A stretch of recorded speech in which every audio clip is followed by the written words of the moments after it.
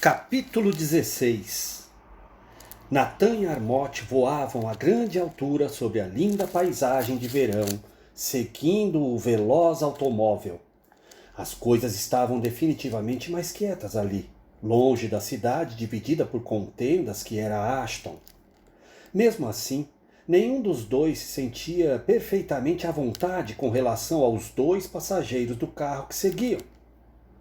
Embora os acompanhantes celestiais ainda não estivessem certos, tinham a impressão de que Rafar e seus guerrilheiros poderiam estar realizando uma conspiração velada. Marshall e sua atraente jovem repórter formavam uma combinação crítica demais para aqueles demônios deixarem de lado. O antigo deão da faculdade, Eldon Strachan, morava num sítio simples e despretensioso de pouco mais de 4 hectares, a 1 hora de distância de Ashton. Ele não cultivava o lugar, apenas o usava, e quando o carro atingiu a longa estrada de pedriscos, Marshall e Berenice viram que seus interesses não se estendiam além das imediações da Casa Branca. O gramado era pequeno e cuidado, as árvores frutíferas, podadas, produziam, a terra dos canteiros de flores havia sido recentemente revirada e os canteiros desmatados. Algumas galinhas ciscavam o chão, um cole saudou os recém-chegados com latidos furiosos. Um ser humano normal para entrevistar desta vez, disse Marshall. É por isso que ele se mudou de Ashton, disse Berenice. Strachan saiu à varanda, o cão correndo e latindo ao seu lado.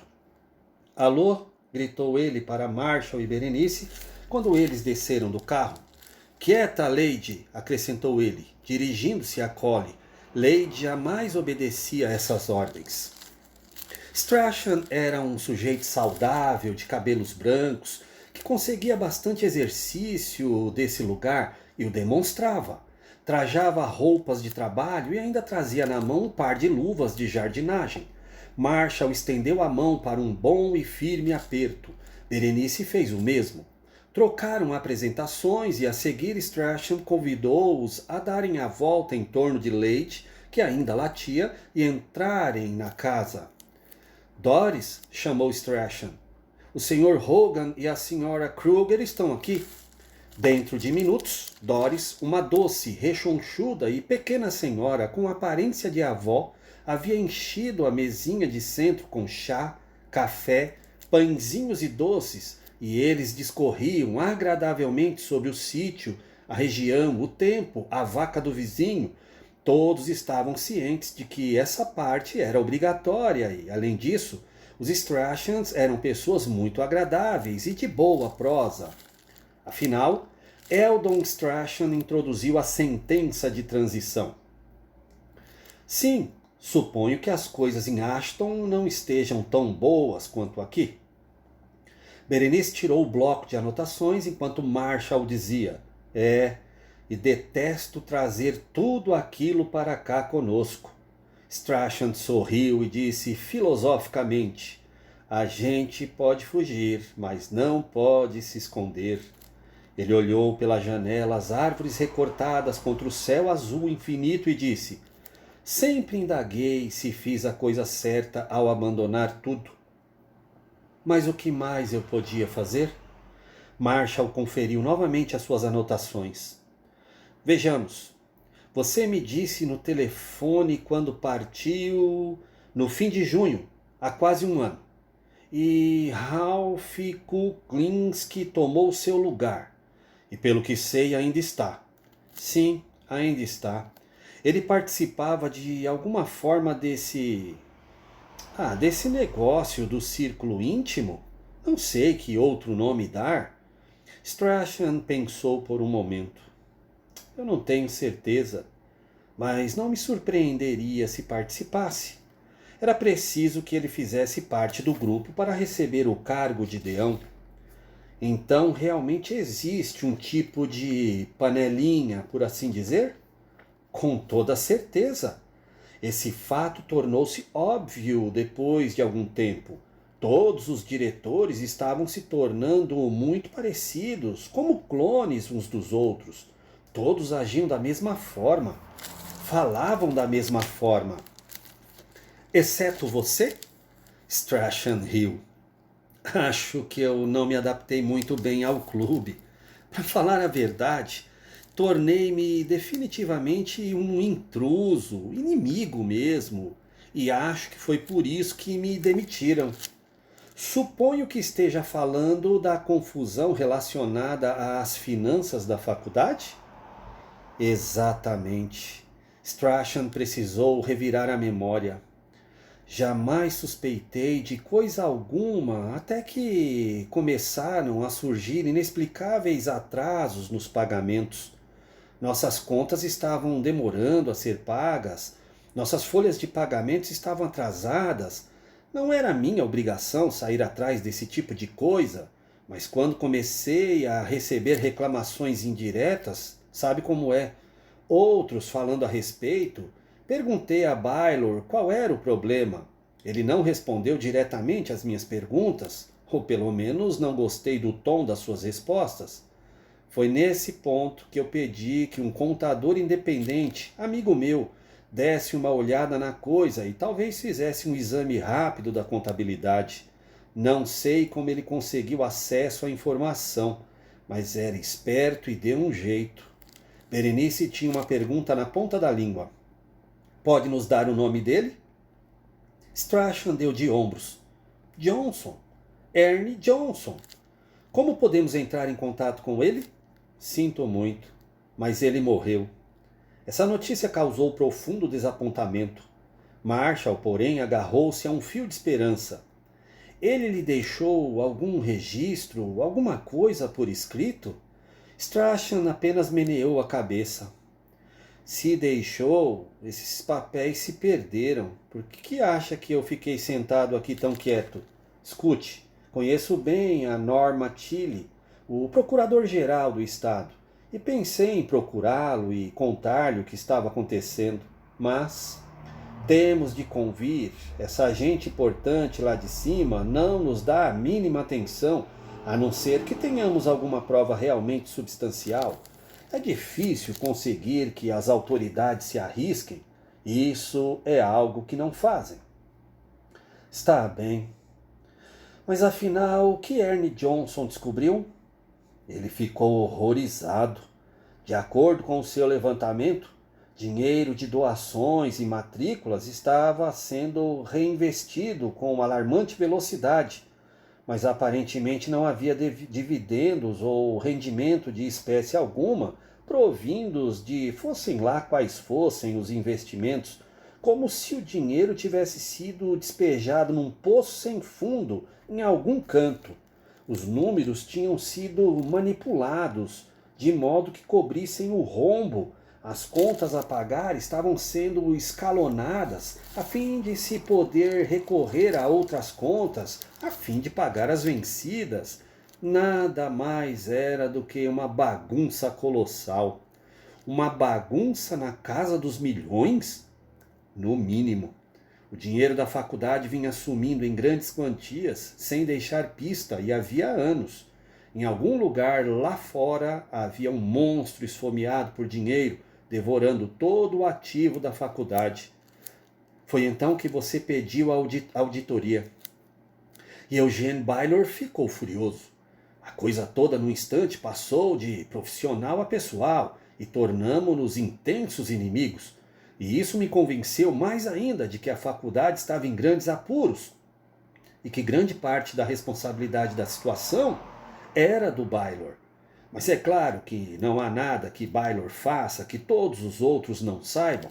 Estou certo de que todos estão cientes do problema e sinto que seu voto unânime pedindo a minha demissão foi uma conspiração geral.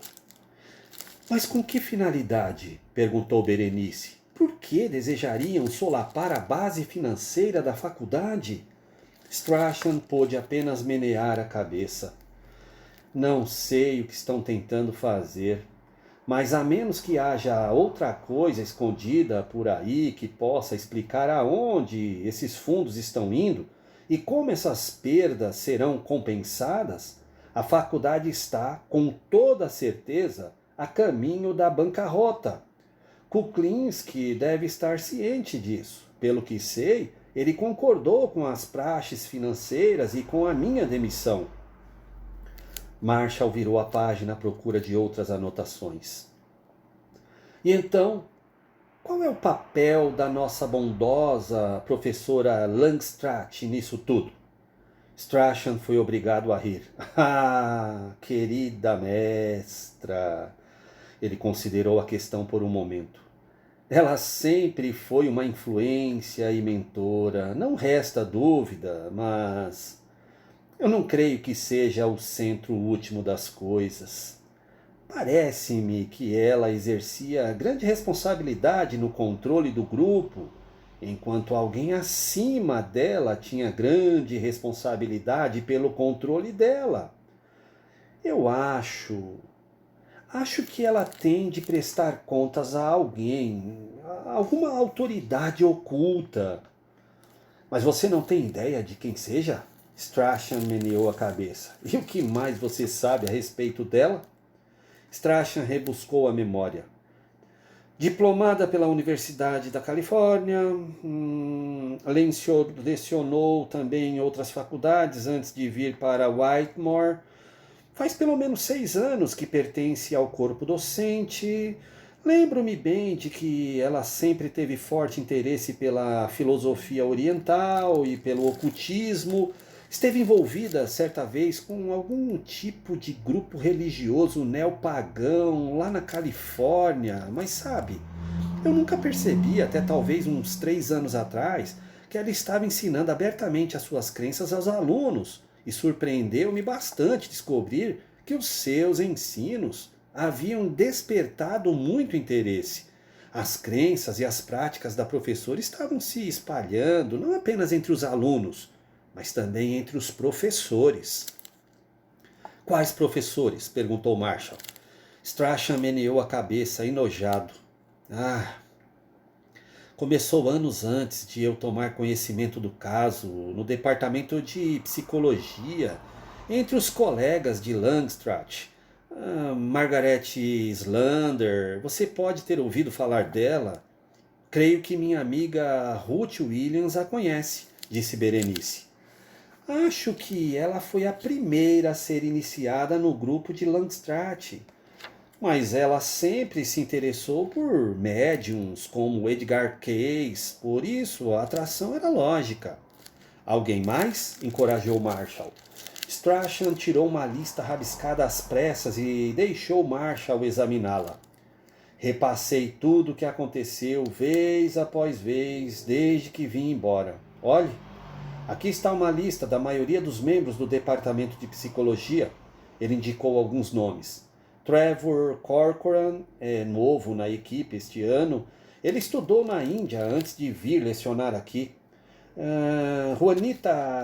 Joanita Henke ou Janke substituiu Kevin Ford. Bem, de fato, uma porção de gente foi substituída nesses últimos anos. Marshall observou outra porção da lista. E quem são estas pessoas? O Departamento de Ciências Humanas e depois o Departamento de Filosofia. E estas aqui estão nos programas de Biologia e de Ciências Médicas. Muitas delas também são novas. Fizeram-se muitas substituições. É a segunda vez que você diz isso, observou Berenice. Strachan fitou-a. O que está pensando? Berenice pegou a lista da mão de Marshall e colocou-a na frente de Strachan. Bem, diga-nos você. Quantas destas pessoas foram contratadas nos últimos 6 anos no tempo de Langstrath? Strachan deu uma segunda e mais crítica repassada na lista. Jones, Conrad, Witherspoon, Epps. Uma esmagadora porcentagem dos nomes pertenciam a novos membros do corpo docente que tinham vindo substituir membros antigos que haviam pedido demissão ou cujos contratos simplesmente não tinham sido renovados. Ora, não é estranho? Que é esquisito, isso é, concordou Berenice. Strachan estava visivelmente abalado. todas aquelas substituições. Eu estava ficando muito preocupado, mas eu não considerei. Isso explicaria uma porção de coisas. Eu sabia que havia certo interesse comum espalhando-se entre toda essa gente. Todos eles pareciam ter uma afinidade única e indefinível entre si, jargão próprio, segredos íntimos próprios, ideias próprias acerca da realidade, e parecia que nenhuma dessas pessoas podia fazer nada sem comunicar às outras. Achei que era um modismo, uma fase sociológica. Ele ergueu os olhos da lista, cheios de percepção nova. Então era mais do que isso. Nosso campus foi invadido e nossos professores deslocados por uma loucura. Por um instante, algo acudiu à mente de Marshall, uma lembrança rápida e passageira de sua filha Sandy, dizendo: as pessoas por aqui estão começando a agir de modo esquisito. Acho que estamos sendo invadidos por alienígenas. Essa lembrança foi seguida imediatamente da voz de Kate no telefone. Estou preocupada com Sandy. Ela simplesmente não é mais a antiga Sandy. Marshall forçou-se a retornar ao presente e começou a folhear o seu material. Finalmente encontrou a lista que Berenice havia conseguido com Albert Darr. Muito bem. E o que me diz dessas aulas que Langstrath estava dando? Introdução ao Deus e a deusa consciência e a arte, a sagrada roda medicinal, feitiços e rituais, caminhos que conduzem à luz íntima. Conheça seus guias espirituais. Strachan acenou com a cabeça, indicando reconhecimento. Tudo começou como parte de um programa alternativo de educação, uma coisa puramente voluntária aos alunos interessados que, para isso, pagavam taxa especial de matrícula. Achei apenas que era um estudo de folclore, mitos, tradições. Mas acho que eles estavam levando o negócio muito a sério. É, parece que sim. E agora, grande porcentagem do pessoal e do corpo estudantil está enfeitiçada. Inclusive os diretores? Strachan pensou em outra coisa. Veja o que acha disto. Penso que o mesmo tipo de reviravolta se deu na diretoria também. Existe um total de 12 cargos de diretores e acho que 5 foram súbita e abruptamente substituídos no último ano e meio. Se não, como poderia o voto pedindo minha demissão ser unânime? Eu costumava ter amigos bem leais ao conselho. Quais são seus nomes e para onde foram? Berenice começou a anotar os nomes à medida que Strachan ia se lembrando, juntamente com qualquer outra informação que ele pudesse dar a respeito de cada pessoa. Jake Albernat havia morrido, Morris James havia enfrentado bancarrota e procurado outro emprego, Fred Ainsworth, George Olson e Rita Jacobson haviam deixado Ashton sem dizer nada para ninguém aonde iam. E esses, disse Strachan, são os nomes de todos. Não sobrou ninguém além dos iniciados nesse estranho grupo místico. Inclusive Kuklinski, o novo deão, acrescentou Berenice, e Dwight Brandon, o proprietário do terreno. E que diz de Ted Harmel? Perguntou Marshall. Strachan comprimiu os lábios, olhou para o chão e suspirou. Sim, ele bem que tentou escapulir, mas a essa altura eles já lhe tinham confiado muita informação. Quando descobriram que não podiam controlá-lo, ele tem a minha, a nossa amizade para culpar por isso, eles deram um jeito de difamá-lo e expulsá-lo da cidade com aquele escândalo ridículo. Disse Berenice, um conflito de interesses. Claro, ele insistia comigo em que era uma fascinante ciência nova da mente humana e dizia apenas procurando uma história, mas foi se envolvendo cada vez mais na coisa e eles o conquistaram, disso eu estou certo. Ouviu dizer que eles lhe prometeram grande sucesso com o jornal por ter se colocado ao lado deles. Outra lembrança passageira ocorreu a Marshall. Viu Brummel olhando para ele com aqueles entorpecentes olhos cinzentos, dizendo com doçura: Marshall, gostaríamos de saber que está do nosso lado. Strachan ainda estava falando. Marshall acordou e disse: Desculpe, o que foi que disse? Eu estava apenas dizendo que Ted ficou dividido entre duas obrigações. Em primeiro lugar, e acima de tudo, ele sentia obrigação para com a verdade e seus amigos, e isso me incluía. Sua outra obrigação era para com o grupo de Langstrath e suas filosofias e práticas.